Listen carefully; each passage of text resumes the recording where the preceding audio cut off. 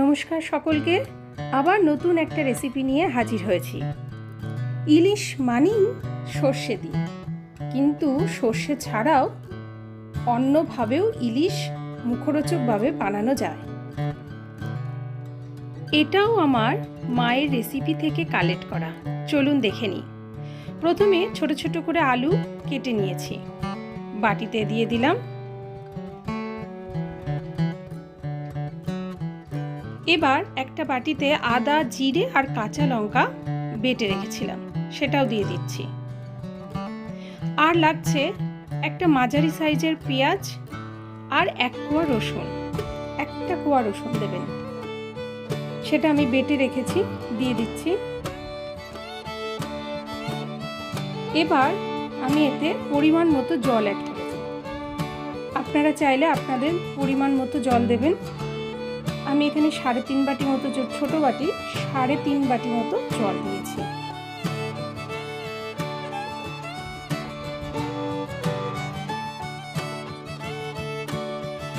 এবার দেব সামান্য লবণ আর হলুদ।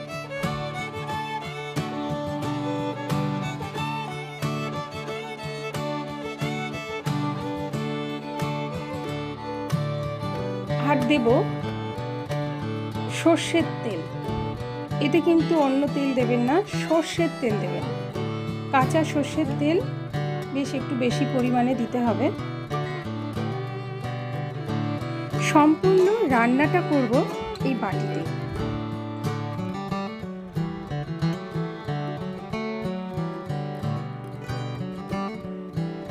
মাছগুলোকে আমি লবণ হলুদ মাখিয়ে ম্যারিনেট করতে রেখে দেবো, যতক্ষণ ঝোলটা জাল হবে ততক্ষণ।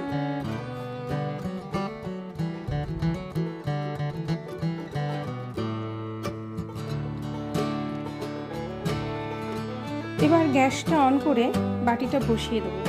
ইলিশ মাছ কম জাল লাগে, তাই আগে ঝোলটা ভালো করে জাল দিয়ে দিচ্ছি, যাতে আলুগুলো সেদ্ধ হয়, মশলাটা খুব হয়। ঝোলটা ভালো করে জাল হয়ে উঠলে একে একে মাছগুলোকে আমি ঝোলে দিয়ে দেব।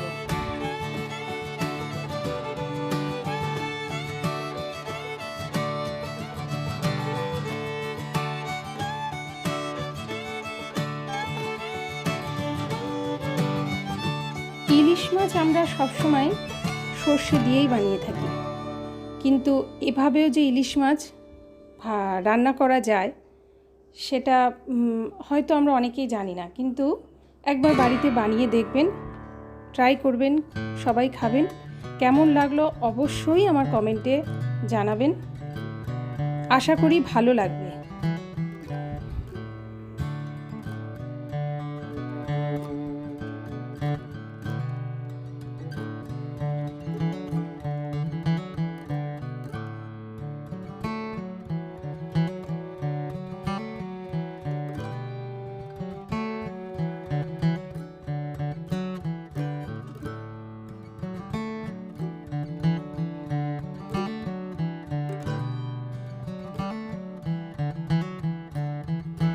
আমার রান্নাটা প্রায় হয়ে এসছে, ঝোলটা শুকিয়ে গেছে।